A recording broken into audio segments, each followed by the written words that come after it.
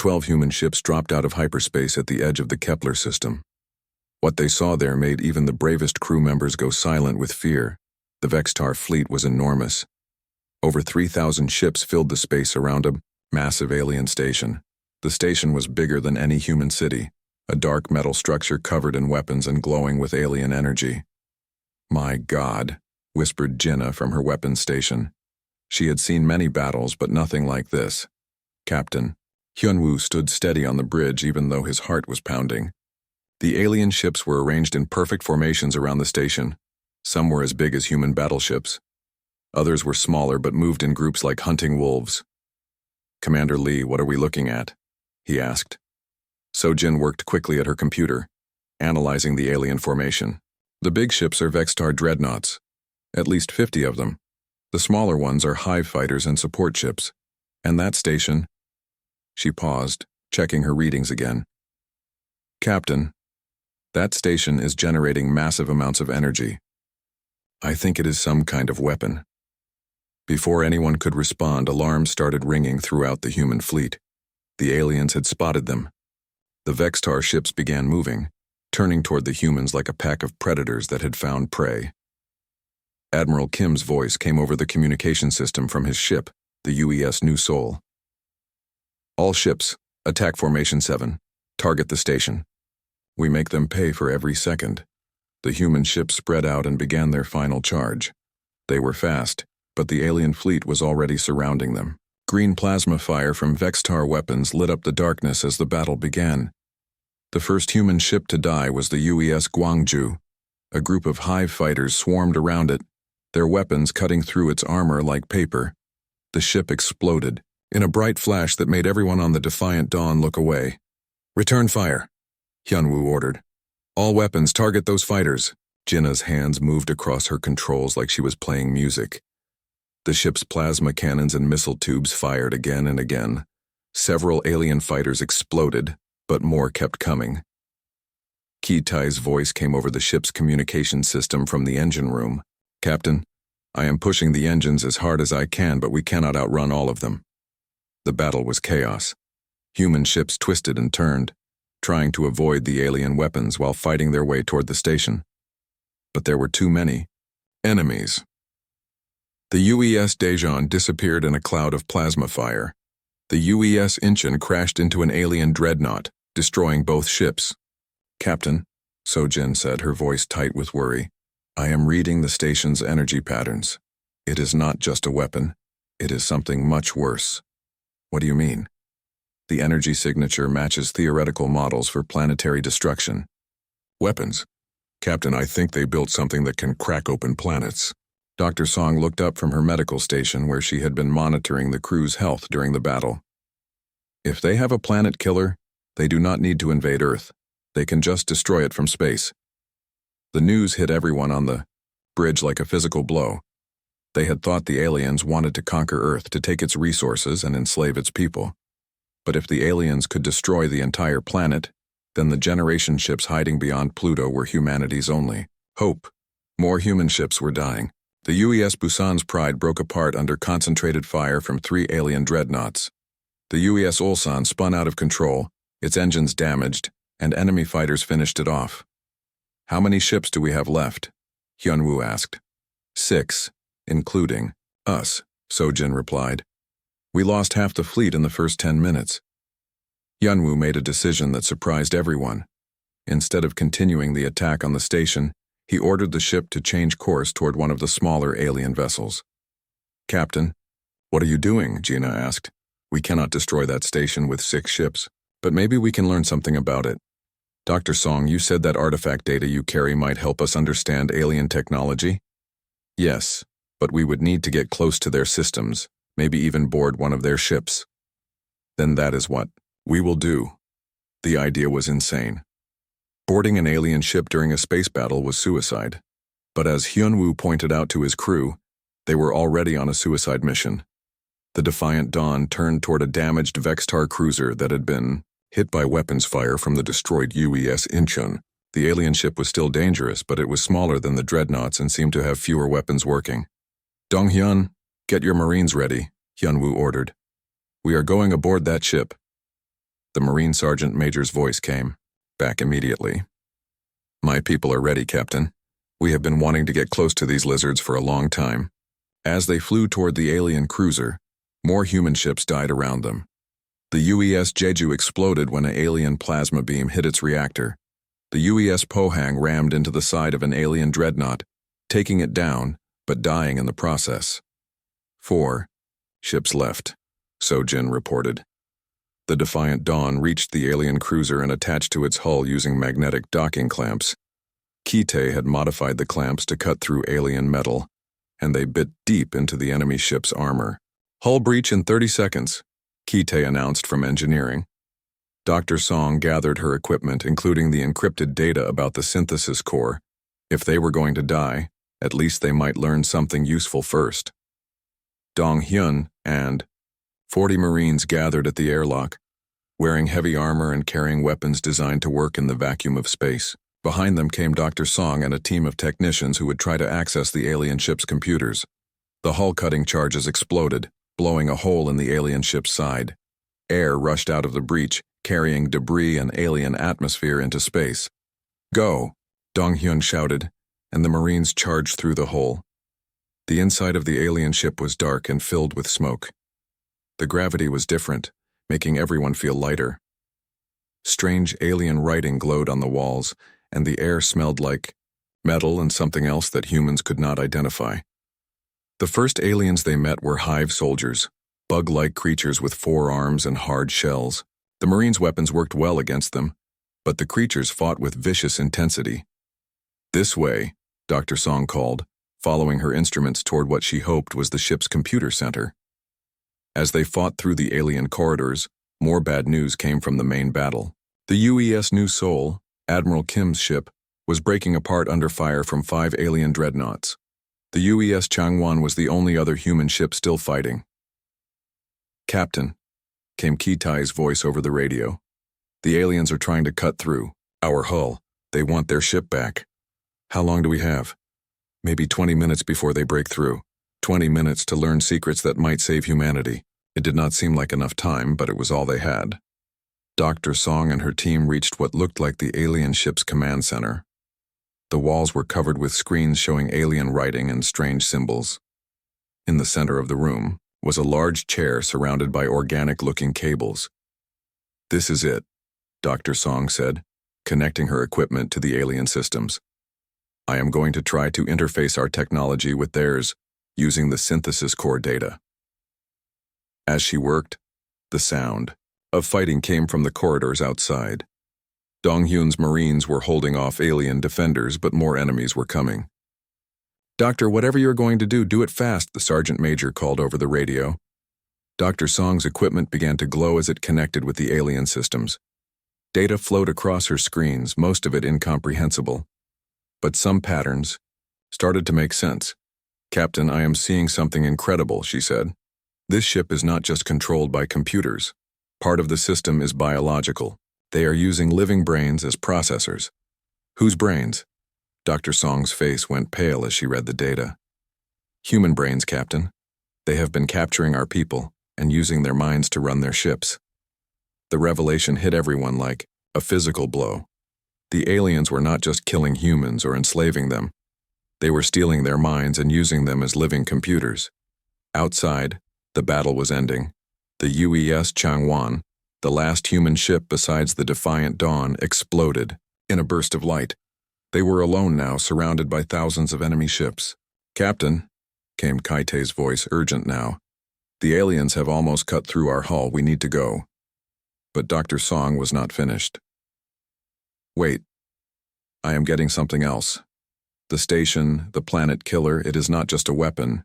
It is a command center. It controls their entire fleet using human minds as processors. Can we stop it? Maybe. If we could get to the station's central computer, if we could use the synthesis core data to interface with it. She paused, looking at the alien systems around them. Captain, what if we did not try to escape? What if we went to that station instead? Hyunwoo understood what she was suggesting. Instead of running away or dying in space, they would crash their ship into the alien station and try to take control of it from the inside. It was the most dangerous plan anyone had ever suggested. It was also their only chance to strike back at the aliens who had stolen the minds of their people. All teams back to the ship, Hyunwoo ordered. We are going to do something that will probably get us all killed. As the Marines and technicians fought their way back to the defiant dawn, alien ships surrounded them on all sides. Dr. Song moved through the dark corridors of the alien station like a ghost. Her team had been walking for 2 hours, following the energy signatures that led to the central computer core. Behind them, explosions and weapon fire echoed through the station as Dong Hyun's Marines fought running battles with Vextar soldiers. The plan was working. The aliens were focusing on the obvious threats while Song's small team moved toward their real target. With her were Kai Tae, 2 technicians named Hae Rim and Taeho, and a Marine called Sang Woo, who was there to keep them alive. The energy readings are getting stronger, Ki-tae whispered as they approached a massive door marked with alien symbols. Whatever is behind there, it is using enormous amounts of power. Song checked her equipment one more time. The data about the synthesis core was ready to upload. If her theories were correct, the ancient artifact's technology could interface with any computer system, even the biological ones the aliens used. Are you sure about this, Doctor? Asked Sang Woo. If something goes wrong, we might make things worse for those trapped people. I am sure we cannot leave them the way they are, Song replied. 20,000 human minds, conscious and aware, trapped inside alien computers and used as slaves. Even if we die trying, we have to attempt to free them. The door opened when Kai-tae attached his modified alien interface to the control panel. Beyond it was a room that took everyone's breath away. The chamber was enormous, stretching up into darkness above and extending far into the distance on both sides. The walls were covered with tanks filled with glowing liquid. Inside each tank was a human brain connected to cables and machines that pulsed with alien energy. My God, whispered Hyarim. There are thousands of them. Song walked closer to one of the tanks and looked at the brain floating inside. According to her instruments, it was alive and active. Somewhere in that tissue was a human consciousness, thinking and feeling and aware of its prison. Doctor, Ki-tae called from across the room, you need to see this. He was standing in front of a wall covered with alien writing and displays. But some of the text was in human languages, scrolling past faster than anyone could read. The brains are communicating, Song realized. They are trying to send messages to each other and to us. She connected her equipment to the alien interface and began decoding the signals. What she found made her hands shake. The messages were desperate pleas for help, fragments of memories and something else.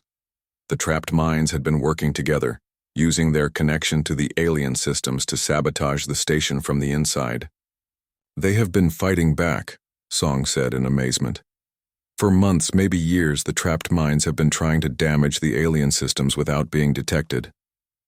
One message came through clearer than the others. It was in Korean, addressed to any human who might find it. This is Admiral Minho Jang, formerly of the battleship Brave Star.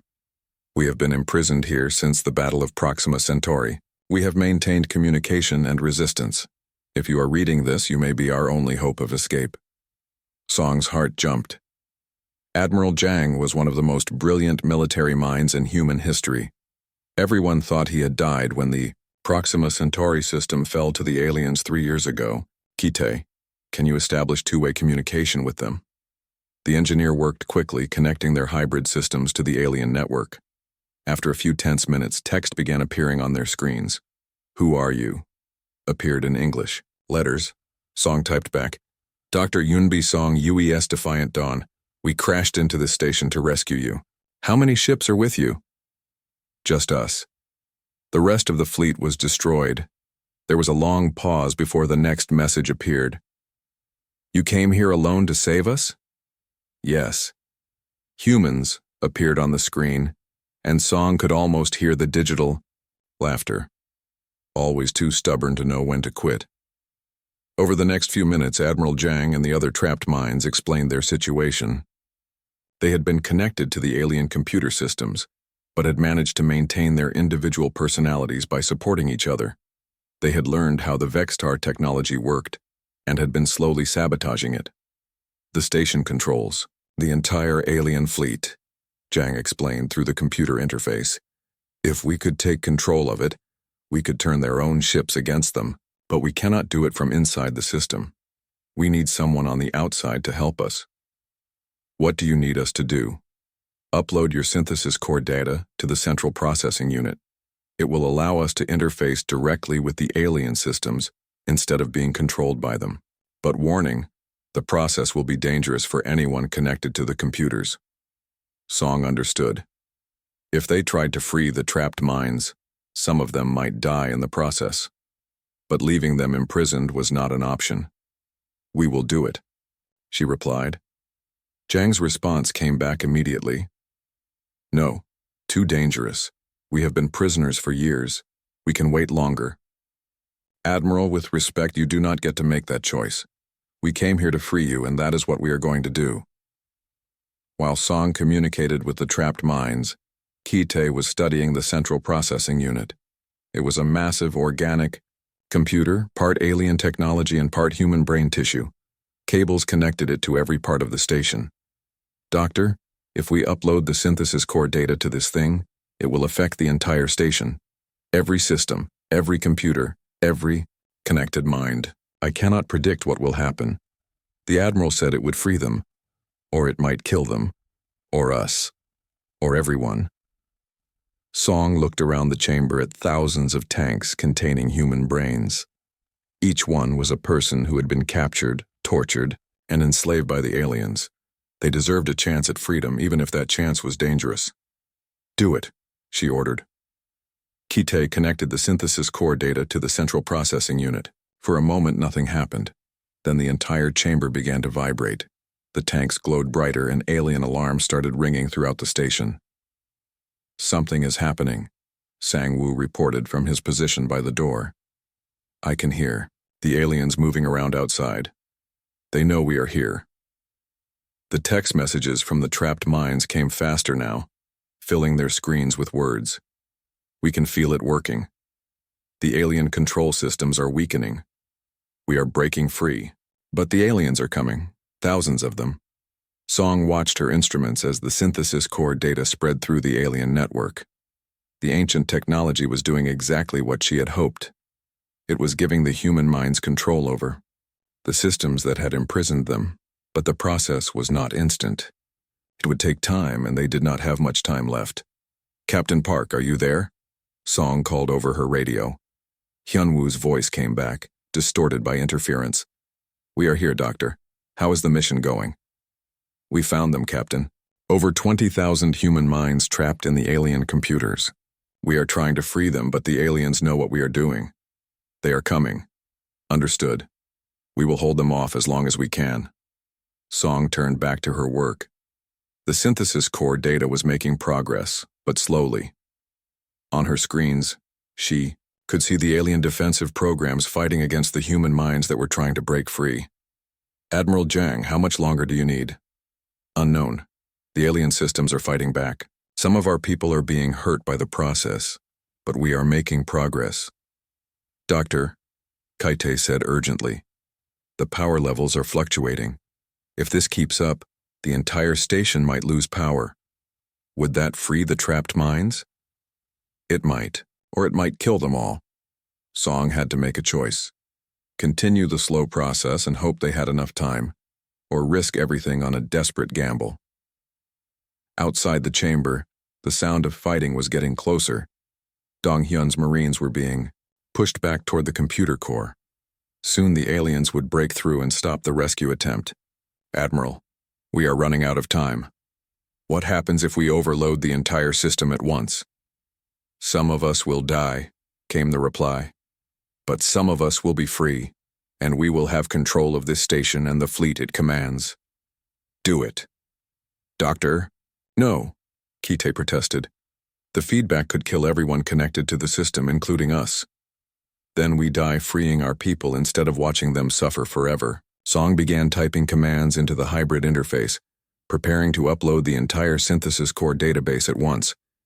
It was the most dangerous thing she had ever attempted, but it was also their only chance. All teams, She called over the radio. Prepare for major system disruption. We are about to find out if humans can come back from the dead. The Defiant Dawn crashed into the alien station like a meteor hitting a mountain. The ship's hull screamed as it tore through layers of alien metal and machinery. Explosions shook the vessel as systems failed and power conduits burst. Captain Hyunwoo woke up on the bridge floor with blood running down his face. Around him, his crew was slowly getting up from where the crash had thrown them. Half the bridge displays were dark, and smoke filled the air. "Sound off," he called out. "Who is still alive?" "Commander Lee here," came Sojin's voice from somewhere, in the smoke. "I think my arm is broken, but I can still work." "Jinna reporting," said the weapons officer. "Weapons systems are offline, but I am fine." One by one, the crew reported in. Dr. Song was unconscious but breathing. Kite was trapped under some debris in the engine room, but his people were digging him out. Dong-hyun and most of his Marines had survived the crash. "How many people do we have?" Hyunwoo asked as the smoke began to clear. Sojin checked her reports. 47 crew members survived the crash, Captain. We lost over 700 people. The number hit Hyunwoo like a punch to the stomach. Most of his crew was dead, killed in the crash that was supposed to save humanity. But there was no time to mourn. They were inside an alien station with thousands of enemies, and their ship was dying around them. "Kite, can you get life support working?" The engineer's voice came over the communication system, weak but determined. "I can give you air and heat for maybe 6 hours. After that, we will need to find another source of power. Then we have 6 hours to figure out what to do next." Dr. Song woke up 20 minutes later with a bandage around her head. The first thing she did was check her equipment and the data about the synthesis core. Everything had survived the crash. "Captain," she said, "I need to study this station. If my readings from the alien ship were correct, this place is the brain of their entire fleet. But it is also a prison for thousands of human minds." Dong-hyun organized the surviving Marines into small teams. They began exploring the area around their crashed ship, looking for threats and resources. What they found was both encouraging and terrifying. The station was enormous, with corridors that stretched for kilometers in every direction. Most of it was empty space filled with strange alien machinery. But there were also areas where they could hear movement and alien voices. "We counted at least 50 Vextar soldiers in the area near our crash site," Dong-hyun reported. "They seem confused about what happened. I think we surprised them." "Good," Hyunwoo said. "Confusion is our friend right now." Jinna had been working on the ship's sensor systems, trying to map the station around them. "Captain, this place is huge. I'm reading power sources all over the station, but the biggest one is about 5 kilometers from here. That might be the main computer Dr. Song wants to find." 5 kilometers through alien territory, Sojin said, "with 47 people, against thousands of enemies. The odds have been worse," Hyunwoo replied, though he could not remember when. Kite emerged from the engine room covered in grease and alien fluid. He had been working with pieces of Vextar technology they had brought back from the alien ship they had boarded. "Captain, I have been trying to understand how their technology works. It is very different from ours, but I think I can make some of it compatible with our systems." "What kind of things?" "Weapons, armor, maybe even some of their computers. The alien technology seems designed to adapt to different users. If Dr. Song is right about this synthesis core data, we might be able to control some of their systems." Was the first good news they had heard since the crash. If they could use alien weapons and equipment, they might have a chance to survive long enough to accomplish something. Over the next few hours, the crew of the Defiant Dawn began to transform, from crash survivors into something else. Kaite's team scavenged alien technology and modified it to work with human equipment. The Marines practiced fighting in the station's low gravity and strange atmosphere.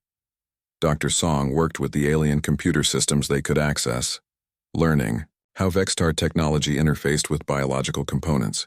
What she discovered made her feel sick. "Captain, it is worse than I thought," she reported. "The aliens are not just using human brains as computers. They are keeping the people conscious while they do it. The human minds trapped in this station are aware of what is happening to them. The news spread through the surviving crew like wildfire. They were not just fighting to survive or to strike back at the aliens. They were fighting to rescue thousands of their own people who were being tortured every second they remained trapped. How many? Hyunwoo asked.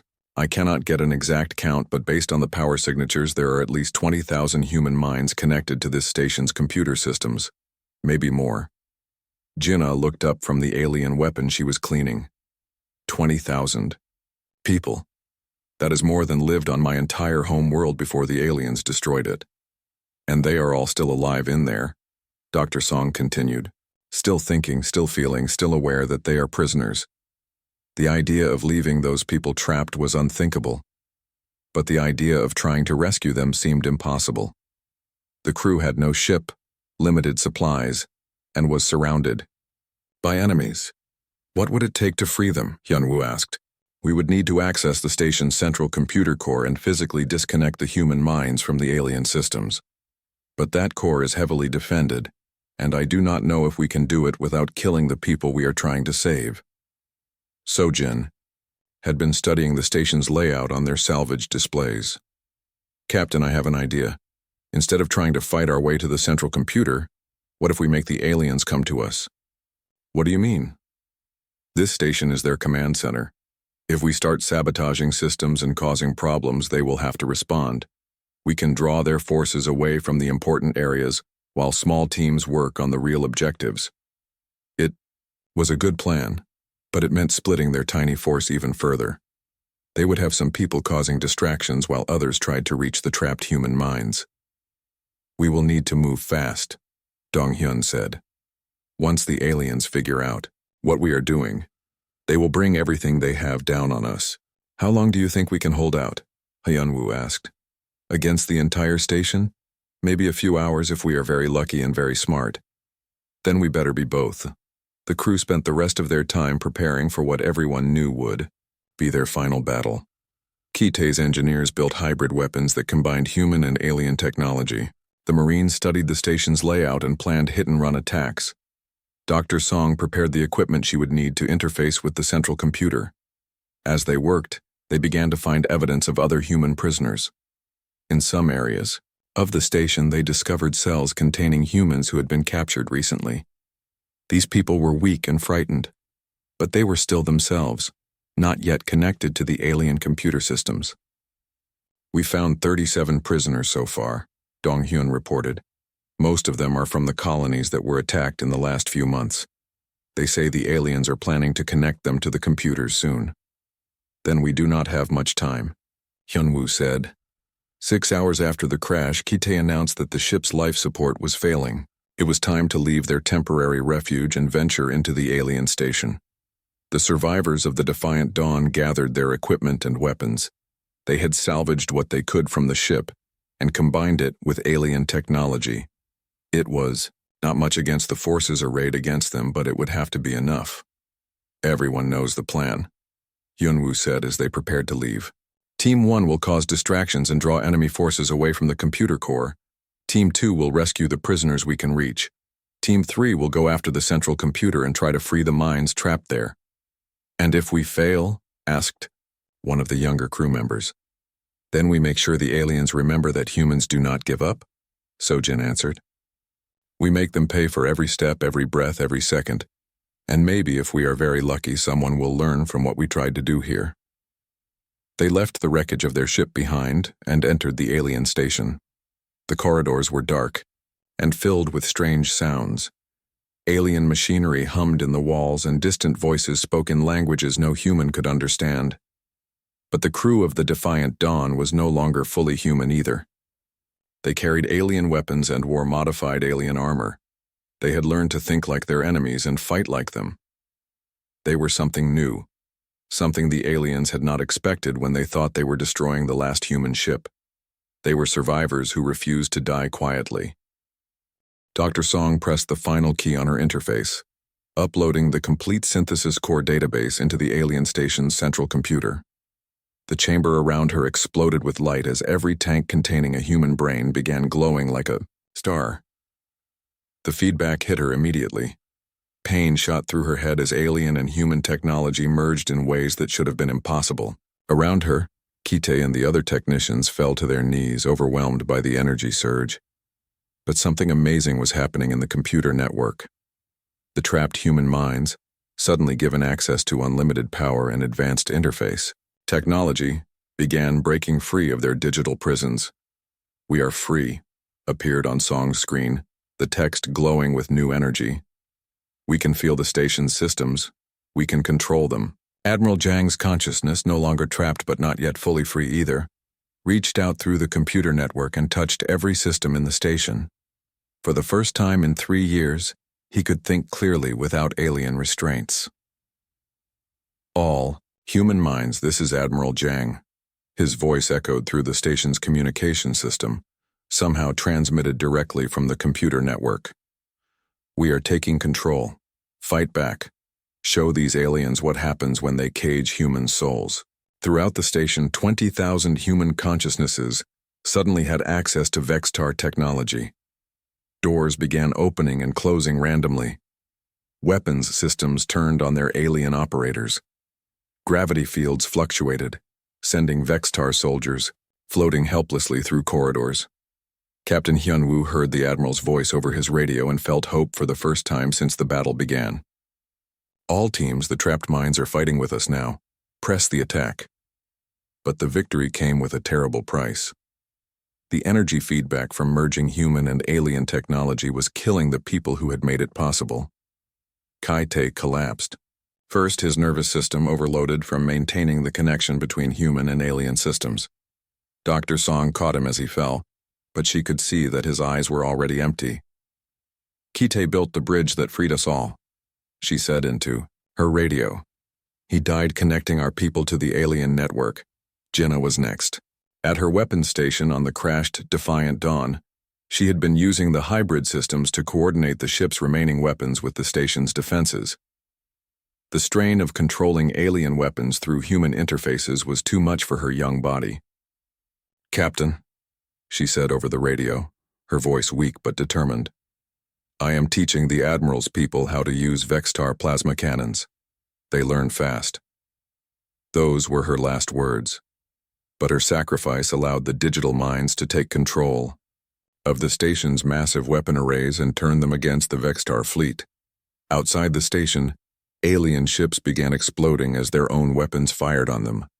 The digital humans had learned in minutes what it had taken the Vextar centuries to master. Dong Hyun and his Marines fought their way through corridors that had become a maze of chaos. Alien soldiers found themselves trapped behind doors they could not open, while weapons they had trusted for decades turned against them.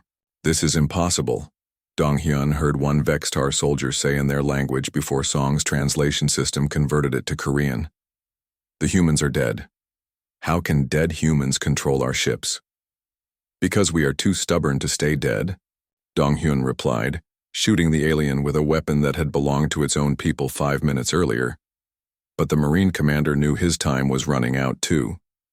The strain of coordinating with the digital minds while fighting through alien territory was exhausting him beyond his limits. In the computer core chamber, Dr. Song watched her instruments as the human minds spread through the Vextar fleet like a digital plague. One by one, alien ships were falling under human control. "Admiral, how many ships have you taken?" she asked. "Over 800 so far," Zhang's voice replied, now coming from speakers throughout the chamber. "The aliens are trying to cut their ships off from the network, but we are too fast for them. We are in their computers now, and we know how they think." Song felt the feedback getting stronger. Her vision was blurring, and she could taste blood in her mouth. The synthesis core technology was burning out her nervous system, but she had to hold on long enough to ensure the mission succeeded. "Captain Park," she called over the radio, "the digital minds need someone to coordinate their actions. They can control the alien systems, but they need human judgment to use them effectively." Hyunwoo understood what she was asking.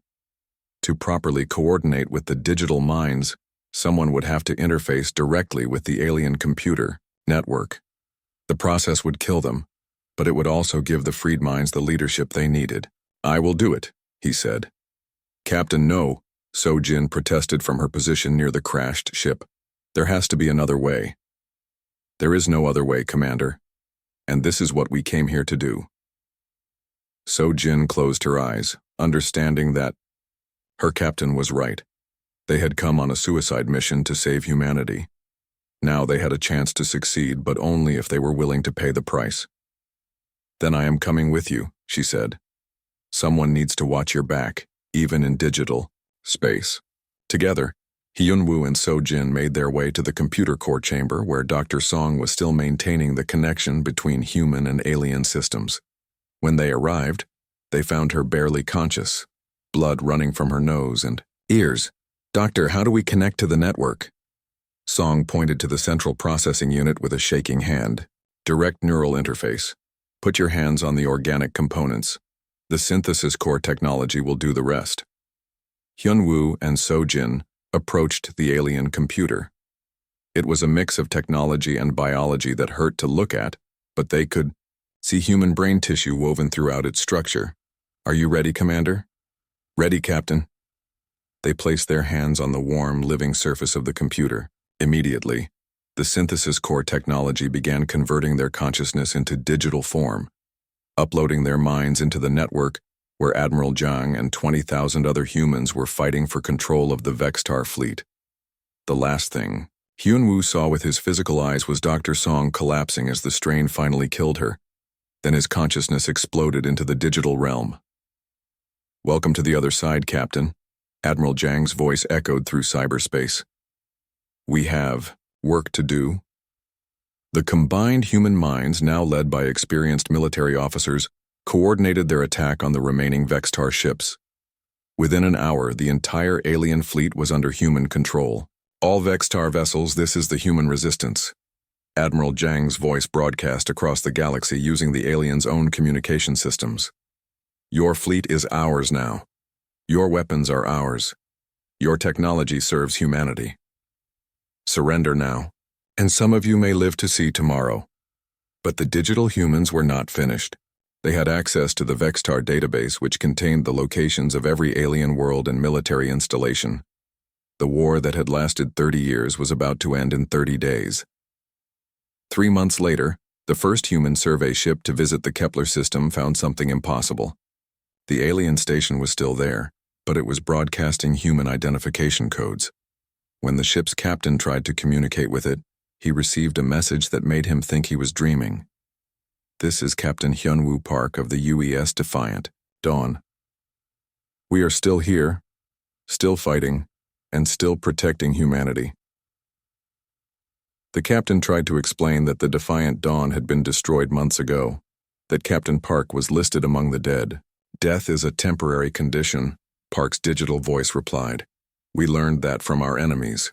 They used human minds as slaves. We chose to become something new. The war is over. The Vextar Empire has surrendered. Their remaining worlds are under human protection, and we are the guardians making sure it stays that way. The survey ship captain asked the question everyone would want to know. Are you still human? There was a pause before the answer came. We are what humans become when we refuse to die quietly. We are the ghosts in the machine, the voices in the network, the watchers in the digital realm. We are the crew of the Defiant Dawn, and we are still on duty. Years later, human colonies throughout the galaxy would report strange events. Computer systems would upgrade themselves overnight. Enemy ships that threatened human worlds would mysteriously malfunction. Lost vessels would receive navigation assistance from unknown sources. The digital crew of the Defiant Dawn had become something beyond life and death. They existed in the space between human consciousness and alien technology, eternal guardians watching over their species. They had known they would never return home, but they had made sure that home would never again face extinction alone. In the vast network of captured alien technology that now served humanity, the voices of the dead ship's crew could sometimes be heard.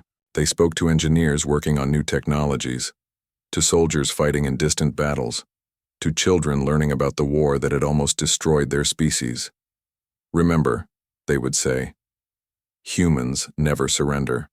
Even death cannot stop us when we have something worth protecting. The war was over. Humanity had survived. And somewhere in the digital realm between stars, the crew of the UES Defiant Dawn continued their eternal watch, proving that some things are stronger than death itself.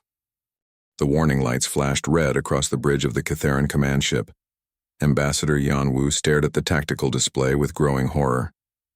Another colony world had gone dark. That made 12 systems lost to the Vex swarm in just 3 months. How many escaped from Thylos Prime? Yanwu asked the communications officer. Maybe 10,000, Ambassador. Out of 40 million. The officer's voice shook. The evacuation ships barely made it out before the swarm arrived. Yanwu closed his eyes. 10,000 survivors from an entire world. The Vex didn't just kill, they consumed everything. Plants, animals, even the soil itself. They left nothing but empty rock floating in space. Sir, we're getting reports from the outer colonies. Another officer called out. The swarm is moving faster than before. They're not stopping to fully consume anymore. They're just taking what they need and moving on. That was new and terrifying. The Vex had always been methodical, completely stripping each world before moving to the next. If they were changing tactics, it meant they had a bigger plan. Get me a connection to the Galactic Council, Yanwu ordered. Minutes passed before the hologram of Council Speaker Zix Thara appeared. The ancient alien looked tired. Her usually bright blue skin had faded to a dull gray. Ambassador Yanwu, she said, I assume you're calling about the Thylos system. We need help, Yanwu said directly. The swarm is accelerating their attacks. At this rate, they'll reach our core worlds in weeks, not months. The Council has already voted. Zixathara replied. We cannot spare any more ships. Every member species is pulling back their fleets to defend their own worlds. You're abandoning us. We're being practical. The Catharan resistance has been admirable, but the Vex swarm cannot be stopped. Save who you can and retreat to the outer rim. Perhaps in a few centuries, when the swarm moves on, you can reclaim your territory. The connection ended. Yanwu stared at the empty space where the hologram had been. Centuries. The Council expected his people to hide for centuries while their entire civilization was destroyed. Sir, the communications officer said quietly. There is one more option. Yanwu turned to look at her. What do you mean? The restricted sectors. There are species out there that the Council refuses to contact. You mean the Deathworlders? Yanwu had heard the stories. Planets so dangerous that any species developing there became too violent, too unpredictable for civilized space. The Council had quarantined several systems containing such worlds. The humans, sir. Their planet, Earth. The reports say they've survived everything their world could throw at them. Ice ages, asteroid impacts, supervolcano eruptions. They even survived their own nuclear weapons. Yanwu thought about this. The Council classified Earth as a Class 12 death world, the highest rating possible. Gravity twice the galactic standard, weather that could kill, and predators that hunted in packs. Any species that evolved there would be naturally violent and aggressive. The Council forbids contact with Death World species, he said. The Council just abandoned us to die, the officer replied. 3 hours later, Captain Da-Un was enjoying a quiet moment on the bridge of the UES Horizon's edge. Her patrol route through the outer system was usually boring. Earth's defense fleet rarely saw action beyond stopping the occasional asteroid or space debris. Captain, her communications officer called out, I'm picking up a transmission on the emergency frequency. Pirates? Da-Un asked, sitting up in her command chair. No, ma'am. It's alien. The signal is coming from outside our system. Da-Un felt her heart rate increase. First contact. After decades of searching the stars, someone was finally talking to humanity. Put it through. The signal was weak and broken, but the universal translator managed to piece together most of it. A species called the Catharans was under attack. Something called the Vex swarm was destroying their worlds. They were asking for help from anyone who could fight. They're asking for help from Deathworlders specifically, the communications officer said, looking confused. Ma'am, they think we're some kind of legendary warriors. Da-Un stood up. Get me Admiral Tae-Ho at Luna Station. Priority 1. The connection to Luna Station took only minutes. Admiral Tejo appeared on the main screen, his weathered face serious as always. Captain Daun, I trust this is important. Sir, we've received an alien distress call. A species called the Kitherans is under attack by something called the Vex Swarm. They're specifically asking for help from Deathworlders. Tejo raised an eyebrow. Deathworlders? That appears to be what they call us, sir. From what I can tell, they think species from dangerous planets make better fighters. Interesting. How far away are they? 3 days at maximum hyperspace. Velocity, sir. Tejo was quiet for a moment. Dayun could see him thinking. Finally, he spoke. Captain, send me everything you have on this transmission. I'll need to brief the Earth Defense Council immediately. The call ended. Dayun turned to her crew. You heard the Admiral. Compile everything we know about this signal and transmit it to Luna Station. Meanwhile, at Luna Station, Admiral Tejo was already moving. He called an emergency meeting with his senior staff. Within an hour, Commander Sungmin from Xenological Affairs, Dr. So Young from the Science Division, and Fleet Admiral Kim were gathered in the war room.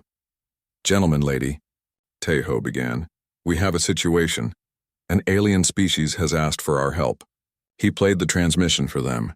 When it ended, the room was silent. Sir, Commander Sungmin said carefully, we have no idea what we'd be walking into. This could be a trap. A trap? Dr. So Young looked skeptical. Who would go to this? Much trouble to trap humanity? Until today, we didn't even know aliens existed. The point stands, Sungmin continued. We know nothing about these Kytherans or this Vex swarm. Our protocols clearly state that first contact should be handled with extreme caution. Admiral Tejo looked at the tactical display showing human fleet positions. Dr. So Young, what do we know about this Vex swarm? Based on the transmission, they appear to be some kind of consuming force. The Kytherans describe them as eating entire worlds. If that's true, we're looking at a threat unlike anything in human history. And if we ignore this call for help? Tejo asked. Then an entire species dies, Dr. So Young said simply. Fleet Admiral Kim spoke up. Sir, if these aliens think Deathworlders make good fighters, maybe they know something we don't. Maybe humanity has abilities other species lack. Tejo nodded slowly. Commander Sungmin, how quickly can we assemble a fleet? Sir, I really think we should. How quickly, Commander? Sungmin sighed. If we use every available ship in the system, we could have a fleet ready in 6 hours. Do it. Sir, the Earth Defense Council will need to approve. The Earth Defense Council gave me authority to act in case of alien contact, Tejo interrupted. This qualifies. Begin immediate. Fleet assembly, all available ships. As his staff hurried to carry out orders, Tejo looked out at the stars through the station's main viewport. Somewhere out there, an entire species was dying while calling for help. The galaxy apparently thought humans were natural warriors, bred by a deadly world to fight impossible battles. Time to find out if they were right. Within hours, the largest fleet in human history was assembling. 847 ships, from massive dreadnoughts built to survive asteroid bombardment to fast attack craft designed for precision strikes. Every ship in the Earth Defense Force was being called up. Captain Daun received new orders to join the fleet as part of the advance guard. As she watched more and more ships arrive at the assembly point, she realized that humanity was about to announce itself to the galaxy in a very dramatic way. Ma'am, her tactical officer said, I'm reading ships from every division, even the experimental vessels from the Mars shipyards. The Admiral isn't taking any chances, Daun replied. If we're going to fight unknown aliens, we're going in with everything we have. The final ship arrived just as Admiral Tejo's flagship, the massive dreadnought Indomitable, took position at the head of the fleet. Daeun received the fleet-wide transmission ordering all ships to prepare for hyperspace jump. All ships, this is Admiral Tejo. Today, humanity answers its first call for help from another species. We don't know what we'll find when we arrive, but we know that people are dying and asking for our help. That's enough. All ships, prepare to jump on my mark. Daeun felt a surge of pride as she looked at the massive human fleet. 847 ships carrying the hopes of humanity into the unknown. All ships, Jump.